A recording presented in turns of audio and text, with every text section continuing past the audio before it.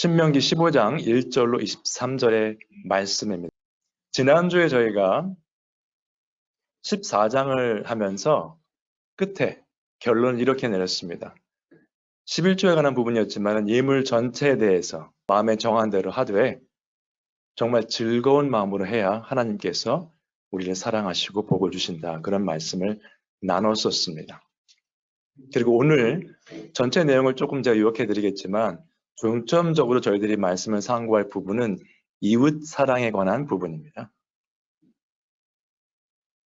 1절로 18절까지의 부분은 빚의 면제, 끝의 부분은 처음 난 것에 관한 부분인데 오늘 제가 말씀을 상고해 볼 부분은 빚의 면제에 관한 부분이 되겠습니다.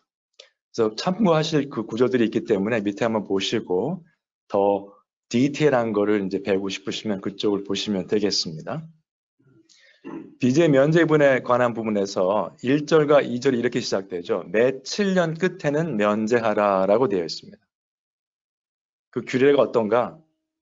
빚을 진 사람들, 이웃에게나 그 형제에게 독촉하지 말고 여호와를 위해서 면제를 선포했기 때문에 우리가 그 빚을 면제해 줘야 된다는 말씀을 합니다.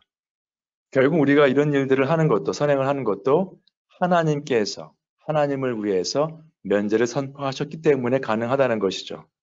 우리가 그냥 선한 마음으로 이웃을 사랑하는 마음으로 하는 것이 아니고 하나님의 명령이기 때문에 우리가 이 말씀에 순종해야 된다는 이야기입니다. 첫 번째 보시면은 매 7년 끝이라고 되어 있기 때문에 안식에 대한 것을 보셔야 되는데 지난주 11조 예물 말씀드렸는데 갑자기 오늘 면제를 하는 그 부분이 나오죠. 연결이 사실은 잘 안 돼요. 14장 끝에 11조 이야기로 끝이 났는데 15장 1절 시작에 갑자기 빚을 면제해라 이렇게 나온단 말이죠. 그래서 어떤 의미인가 좀 살펴볼 필요가 있겠습니다. 그러기 위해서 매 7년 끝이라고 했기 때문에 안식년에 대한 내용을 좀 살펴볼 필요가 있습니다. 레위기 25장을 보시면 너는 6년 동안 그 밭에 파종하여 6년 동안 그 포도원을 가꾸어 그 소출을 거둘 것이나 7째 해에는 그 땅이 쉬어 안식하게 할지니 여호와께 대한 안식이라. 땅을 쉬게 하는 것도 하나님에 대한 안식이라고 설명하고 있습니다. 우리가 일하는 것도 우리가 쉬는 것도 주일 예배를 하는 것도 모두가 다 하나님을 위한 것입니다. 에베소 1장을 보시면 우리를 구원하신 것도 하나님의 영광을 위한 것이에요. 우리를 위한 게 아니고. 사실은 어떻게 보면은 요즘 세상에서 말하는 것과는 완전히 다른 이야기죠. 나 중심으로 살아야 되는데 내가 잘 돼야 되는데 성경에서는 그렇게 말씀하고 있지 않습니다. 모든 것이 다 하나님을 위한 것이다. 우리가 존재하는 이유도 하나님의 영광을 위한 것이다. 기억하시기 바랍니다. 그래서 아무것도 하지 말란 얘기예요. 7년째에는 쉬어라. 세 번째 보시면 안식년의 소출은 일을 안 했는데 소출이 생긴다고 합니다. 여러분 기억하시면 만나의 일도 만나도 6일 동안만 거둬가고요. 7일째는 우리가 거두지 말라고 하셨죠. 하나님께서. 마찬가지입니다. 안식년 우리가 생각하기에는 7년을 일을 해야 매년 일을 해야 뭔가 나올 수 있고 세이빙이 가능할 것 같은데 하나님께서는 6년 동안 열심히 일하고 7년째는 쉬어라. 근데 쉬어도 소출이 나온다는 거죠. 제가 지난주에 말씀드렸던 11조 얘기 중에 11조를 강조하는 괴는 무슨 뜻이죠? 하나님의 은혜를, 하나님을 의지하기보다는 성도들의 11조를 의지하는 교회다. 6일 동안 열심히 일했는데 7일째도 열심히 일을 해야 된다 생각하는 겁니까? 하나님을 의지한다고 말은 하지만 나의 수고와 노력을 의지하는 삶을 사는 것입니다. 안식년의 소출은 얼마나 풍성한가 하면 너희가 먹을 것이니 너와 내 남종과 내 여종과 내 품꾼과 너와 함께 거류하는 자들과 내 가축과 내 땅에 있는 들짐승들이 다 그 소출로 먹을 것을 삼을지니라. 일을 안 해서 남을 게 없을 것 같은데 이 주위에 있는 사람을 다 먹일 수 있는 만큼의 소출이 생긴다고 말씀하셔요. 어떻게 보면 지난주에 말씀드렸던 예물의 문제와도 비슷합니다. 내가 이 예물을 드리지 않고 세이브를 하면 더 잘 살게 될 것 같은데. 특별한 경우, 이단의 경우, 이런 경우 빼고는요, 제가 알기로 헌금을 풍성히 들여서 가난해지신 분도 없고요. 헌금을 세이브해서 부자가 되신 분도 제가 본 적은 없습니다. 그렇죠? 하나님의 말씀에 의하면 그런 일은 일어나지 않습니다. 그래서 그 소출은 갈지 말고 묵혀두어서 목적이 무엇인가? 네 백성의 가난한 자들이 먹게 하라. 하나님께서 하나님을 위해서 해야 된다고 말씀하시면서 케어하시는 건 뭐예요? 힘든 사람들.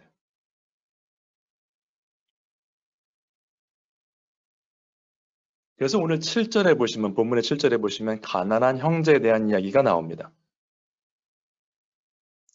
가난한 형제가 너와 함께 거주하거든 그 가난한 형제에게 네 마음을 완악하게 하지 말고. 여기서 완악하다는 뜻은 바로의 마음이 강팍해진 것 같은 단어입니다. 네 손을 움켜쥐지 말고 반드시 네 손을 그에게 펴서 그에게 필요한 대로 쓸 것을 넉넉히 구워주라. 여러분 모세 시대와 오늘날을 비교해 보시면 이 물질적인 풍요로만 따지면 비교할 수 없습니다. 14장 끝에 11조 23.33% 다 내고 다른 예물도 올려드리고 그 다음에 가난한 형제에게 필요한 대로 쓸 것을 넉넉히 구워주랍니다. 그러면 우리한테 남는 건 별로 없겠죠. 우리 생각에. 근데 본문을 보시면 하나님께서 분명히 우리에게 풍성하게 또 채워주신다고 말씀하셨어요. 그래서 오늘날 우리가 살면서 물론 힘든 케이스도 있고 좀 더 풍성하게 사시는 케이스도 있습니다만 하나님의 말씀대로 산다는 것은 이 말씀이 명령하는 대로 실행하는 것입니다.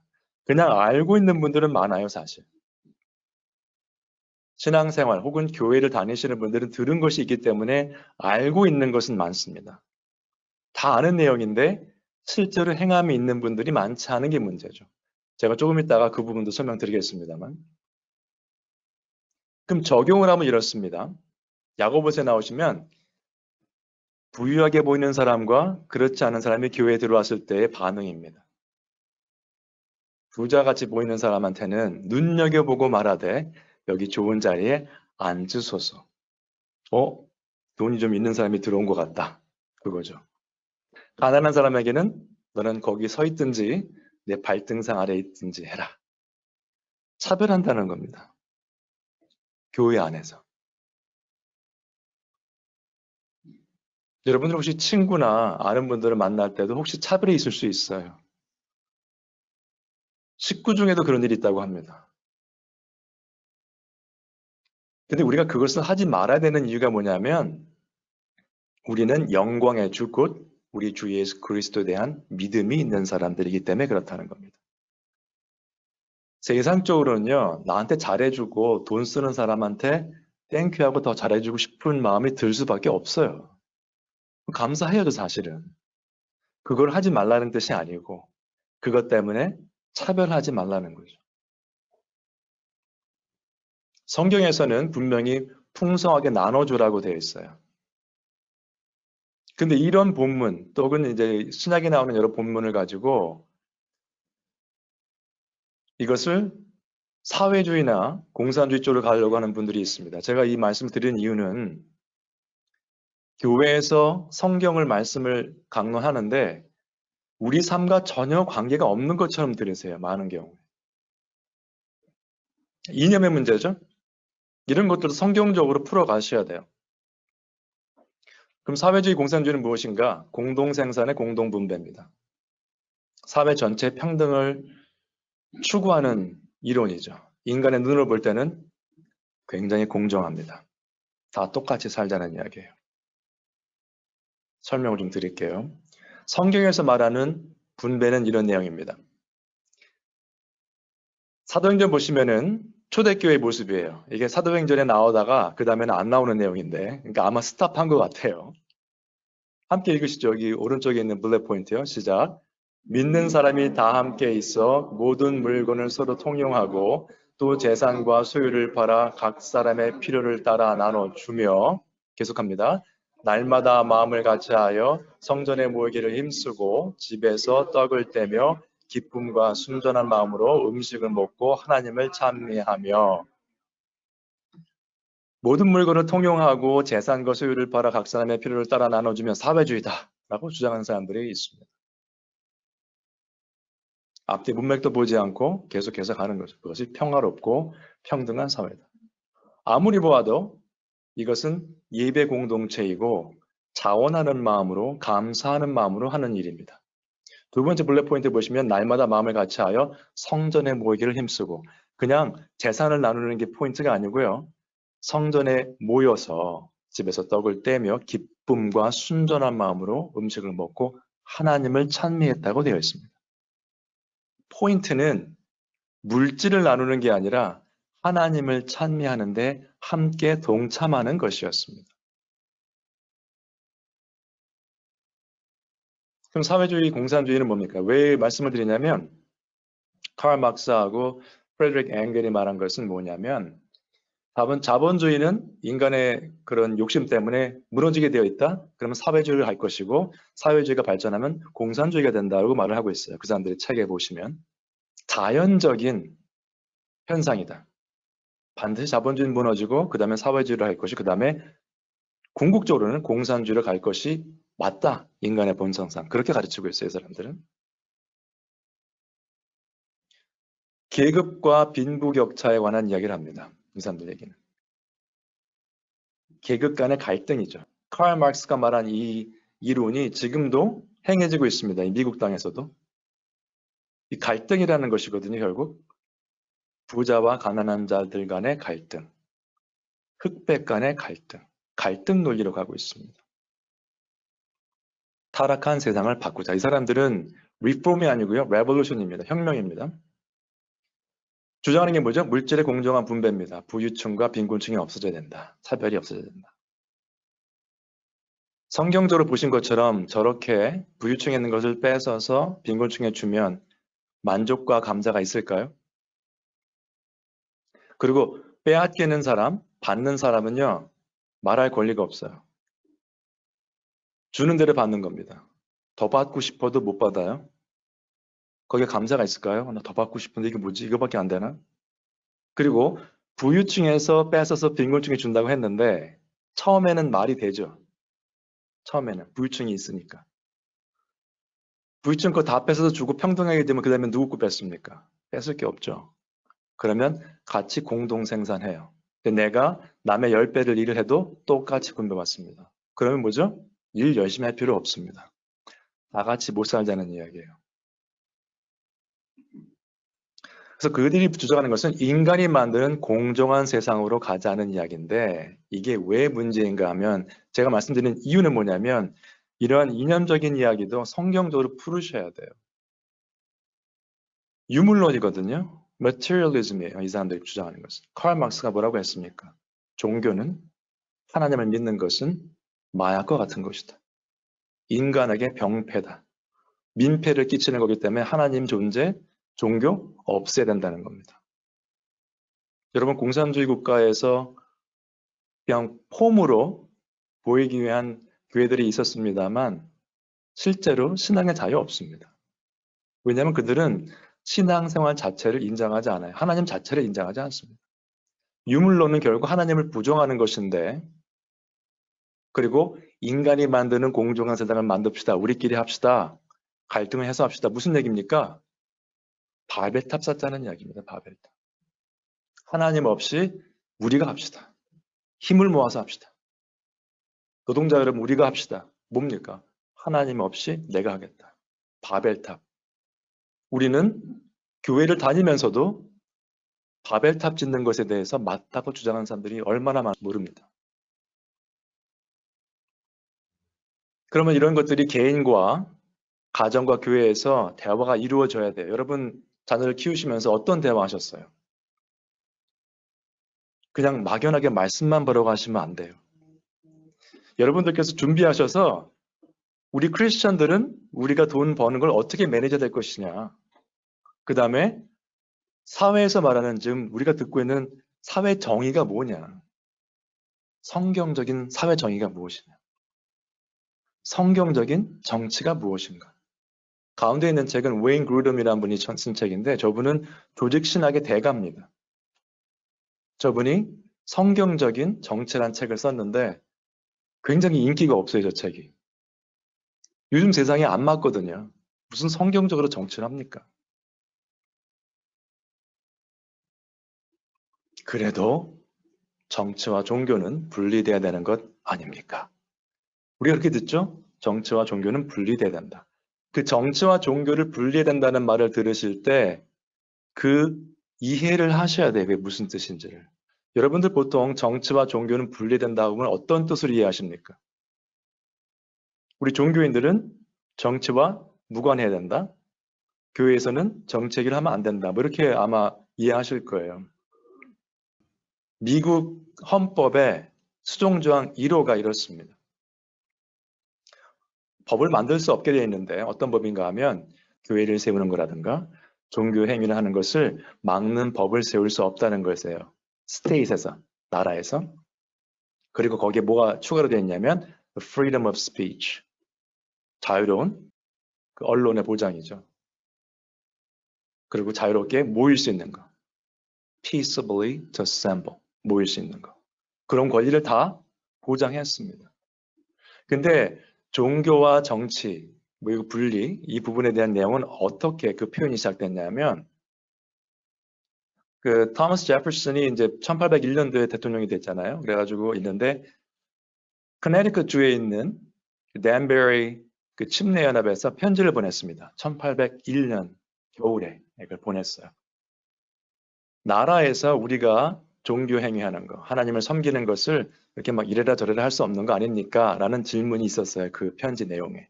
그랬더니 제퍼슨이 이렇게 대답을 한 거죠. Wall of separation of church and state. 미 헌법 수정 조항 1에 의하면 맞다. 밑에 말씀드린 거죠. Separation of church and state이 맞다. state이 나라가 너희들이 종교 행위하는 것을 막 방해하고 간섭할 수 없다. 분리돼야 된다는 거죠. 너희들은 independent하다. 너희들과 하나님과 관계이기 때문에 나라에서 간섭하면 안 된다. 그런 뜻이에요. Separation of church and state. 우리가 정치에 무관심해야 된다는 이야기가 아닙니다. 나라가 우리가 모이는 이 모임, 기도하고 예수 그리스도 이름으로 신앙생활하는 것을 간섭할 수 없다는 뜻입니다. 그걸 이해하셨다면 적용의 문제인데 제가 지금 이 말씀을 드린 이유는 이겁니다. 지금 형제 자매들에게 빚진 것을 면제시켜 주어라. 처음에 지난주에는 예물의 문제였고요. 근데 이런 것들을 다 따로 보시면 나는 그쪽에는 은사가 없어서 못할 것 같아. 이렇게 될 수 없다는 겁니다. 저는 성경 말씀엔 관심이 없지만 헌금은 열심히 하겠습니다. 이게 안 된다는 거죠. 제가 말씀드렸잖아요. 지난주. 같이 봐야 된다는 이야기입니다. 우리가 사는 이 사회를 보셔야죠. 성경적인 눈으로. 그렇지 않고 어떻게 빛과 소금의 역할을 하시겠어요? 세상과 단절되어 있다면, 전혀 관심이 없다면. 여러분 지금 11월 2일에 선거 있죠? 관심 있게 보고 계시죠? 크리스찬으로서 어떻게 될지 결정하셔야 돼요. 교회를 다니면서도 이념이 삶을 지배하는 사람들이 있습니다. 그런 분들은 교회와 삶이 구별되어 있어요. 교회는 나와요. 근데 본인의 생각이나 결정을 어떻게 하죠? 이념적으로 합니다. 그럼 뭐예요? 그분들이 말씀을 봐도 기도를 해도 교회를 나와도 그분들의 삶을 지배하는 것은 이념이기 때문에 그분들은 신앙인이 아니죠. 제가 말씀드리는 것은 어떤 한 이런 정치적인 발언을 하는 것은 아니고요. 그러나 우리가 생각하는 모든 것이 이념이 지배해서는 안 된다는 것이죠. 그리고 그들에게 모순점이 많습니다. 평등한 사회를 외치는 사람들이에요. 이념적으로. 그런 분들 교회 헌금 많이 안 합니다. 불쌍한 사람 봐도 굳이 안 해요. 그런 분들. 그러나 이 사회를 변화시키자.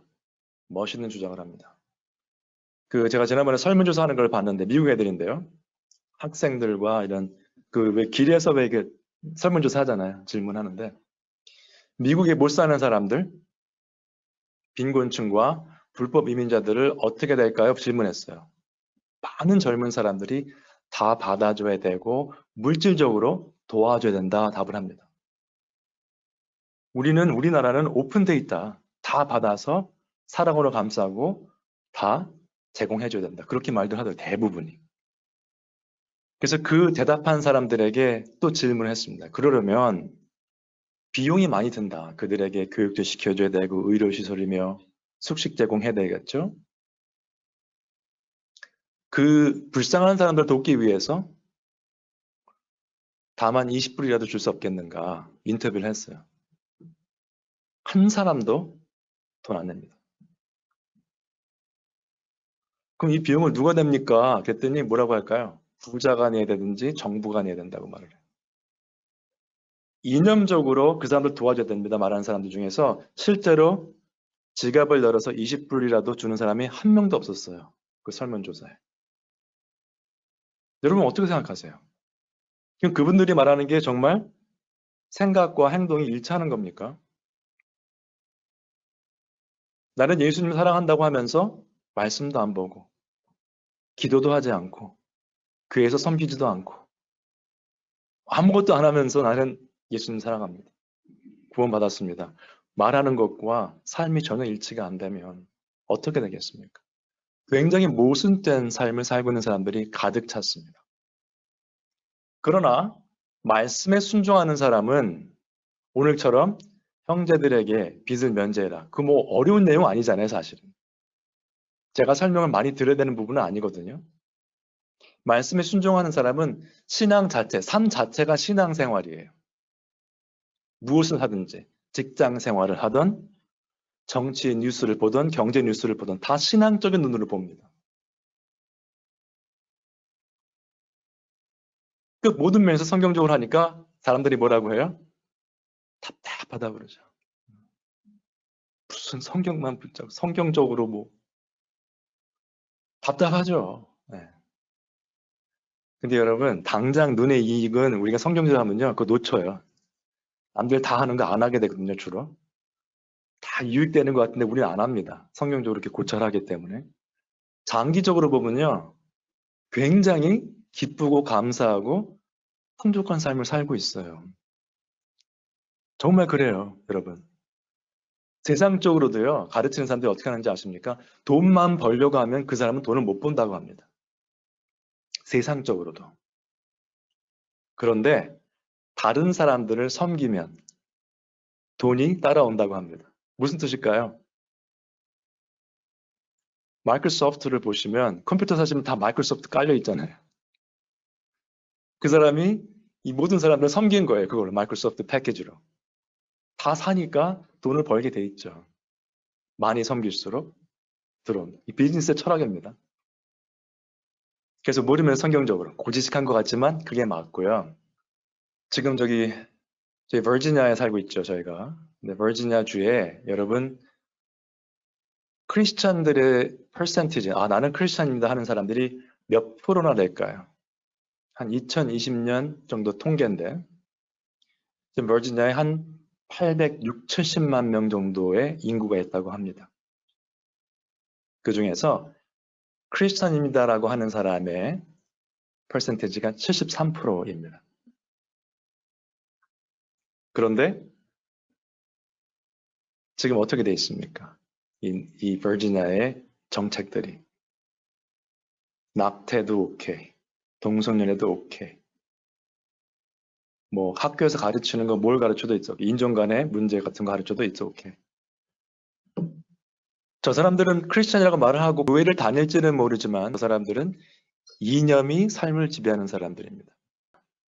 여러분 만약에 73%가 되는 크리스천들이 내가 크리스천으로서 세계관을 가지고 모든 삶에서 성경적으로 결정하겠다. 경제활동은 그렇게 하고 선거도 그렇게 하고 사람을 뽑을 때 그렇게 뽑았다면 버지니아가 이렇게 타락하지 않았을 겁니다. 불가능한 이야기예요. 73%가 크리스찬인데 이웃 사랑은 하나님 사랑으로부터 시작됩니다. 여러분 지난주에 제가 예물에 관한 말씀을 드리면서도 말씀을 드렸는데 이 두 계명이 크다고 말씀하신 첫 번째, 두 번째를 보시면 첫 번째가 하나님 사랑이고 두 번째가 이웃 사랑이잖아요. 10계명을 또 요약하고 계세요. 예수님께서. 그죠? 결국 예수님께서 말씀하신 큰 계명, 두 번째 계명은 10계명을 그냥 요약해서 말씀해 주신 거예요. 첫 번째 줄은 보시면 회마죠. 그렇죠? 이스라엘아 들으라 그 부분이거든요. 신명기 6장에 나오는 부분. 첫 번째가 한번 같이 읽으시겠습니다. 시작.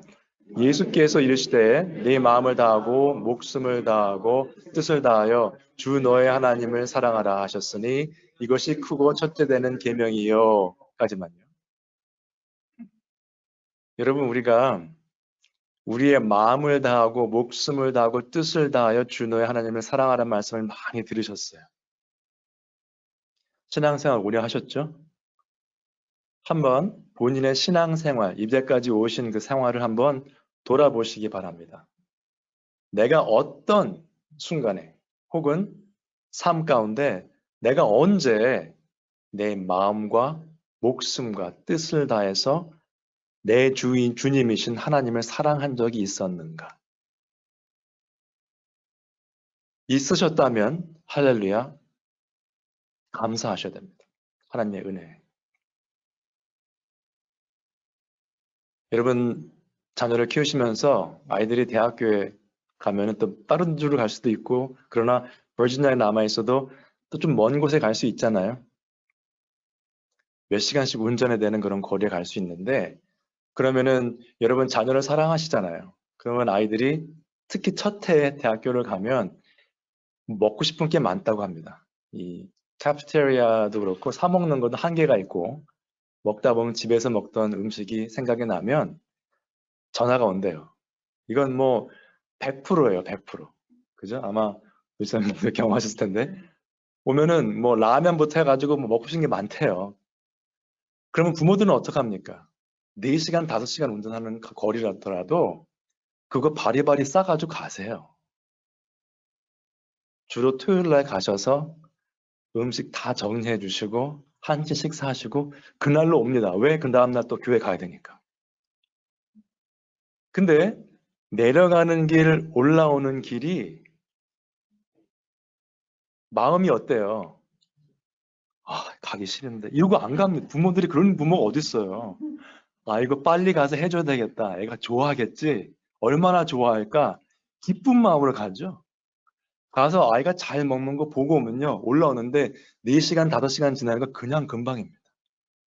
트래픽이 막혀도 할렐루야 하고 옵니다. 애가 너무 좋아했거든요. 그렇죠. 부모 마음이 그런 거예요. 근데 하나님을 내 마음과 목숨과 뜻을 다해 사랑해야 되는데 교회에 오시는 아침에 준비하시면서 그렇죠. 특별히 이제 남자분과 여자분의 차이가 좀 있습니다만 속도의 차이가 좀 있죠. 이상하게 꼭 빨리 준비가 되시는 분이 있고 뒤에 조금 더 이제 시간을 보내시는 분이 있는데 그때부터 시작해가지고 이제 힘든 겁니다. 그렇죠? 어떠세요? 그 다음에 매일매일의 삶 가운데 일주일 동안 내가 정말 마음과 목숨과 뜻을 다해 하나님을 사랑하는데 그 삶의 모습이 드러나고 있는가? 생각해 보셔야 돼요. 자식을 사랑하는 부모도 그 기쁨으로 그 일을 수고를 담당하는데 그거 사실은요. 내 자식이 아니면 못합니다. 그거. 내 자녀기 때문에 가능한 거고 그렇다면 내가 하나님을 사랑한다면 당연히 둘째 것이 오게 돼 있습니다. 둘째도 같이 한번 읽으시죠. 시작. 둘째도 그와 같으니 내 이웃을 내 자신같이 사랑하라 하셨으니 이 두 계명이 온 율법과 선지자의 강령이니라. 하나님을 사랑하시면 하나님이 사랑하시는 내 형제 자매, 그리스도 안에 있는 형제 자매를 나도 사랑하게 되죠. 내가 좋아하는 사람이 뭘 좋아하면요, 나도 좋아하려고 노력을 하게 됩니다. 음식 같은 것도 그래요. 그래서 아마 결혼을 해서 오래 살면 그 입맛도 비슷해지고 뭐 그런 이유가 그런 거 맞춰가다 보니까 비슷해지는 것 같습니다. 뭐 특별히 뭐 알러지가 있으면 할 수 없겠지만은 비슷해지는 거예요. 사랑하는 사람끼리는. 입맛도 비슷해지고 얼굴도 비슷해진다고 합니다. 그 뭐 사실인지는 모르겠습니다만. 그러면 수십 년을 신앙생활해 온 사람이라면 우리가 어딜 가면 우리를 보고 사람들이 뭐라고 해야 될까요? 이 사람은 그리스도의 향기가 나는 사람이다.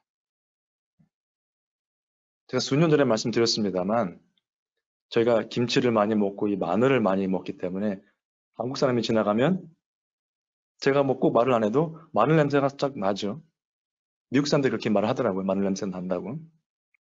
저는 모르겠어요. 저는 잘 모르겠는데 그 사람들은 난대요. 우리가 외국인들 왜 지나가면 다른 냄새 나는 것처럼 느껴지나 봐요. 그 사람들은 모르거든요.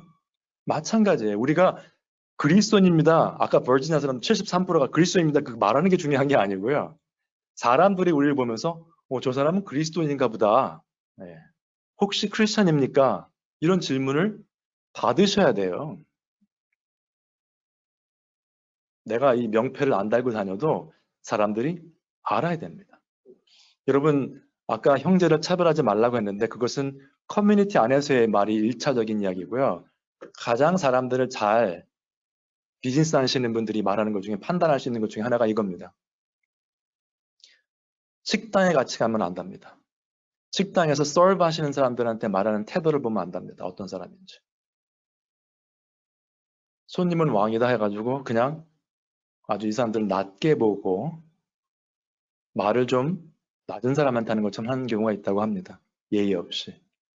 그런 사람들과는 비즈니스 하지 않는다고 합니다. 여러분들은 여러분들보다 지위가 낮거나 재산이 없거나 이룬 것이 없는 사람들 혹은 나이가 어린 사람들을 어떻게 대하십니까? 여러분들도 어려운 사람 도와주는 거 그냥 그 한 일부러 보지 마시고요. 내가 하나님을 사랑하기 때문에 그 다음에 특별히 우리 커뮤니티 안에서 하나님이 사랑하시는 형제 자매를 나도 사랑해야 되겠다. 그 프랙티스를 하셔서 삶 가운데 모든 면에서 그죠? 아까 말씀드렸던 이념적인 문제, 세상의 모든 문제를 보시면서 성경적으로 보셔서 사람들이 보면서 이 사람은 그리스도인이구나. 그렇게 되어야 그 사람들이 여러분과 대화를 할 것이고 그 대화를 하는 기회가 생기셔야 복음을 전할 수 있습니다. 우리가 살아있는 이유는 하나님의 영광을 위한 거기 때문에 그것은 결국 뭡니까? 복음을 전하는 것이 중요하죠. 아까 제가 사도행전 2장 말씀드렸죠. 자기 소유를 팔아서 나누어가 하는데 실제 목적은 함께 모여서 하나님을 찬미하는 게 목적이거든요. 그 목적의식을 잘 가지셔서 정말 이 세상의 빛과 소금으로서 그리스도인으로서 중요한 역할을 잘 감당하셔서 하나님께서 기뻐 받으시는 거룩한 산 제사를 드리시는 우리 모두가 되시기를 주님의 이름으로 축원드립니다.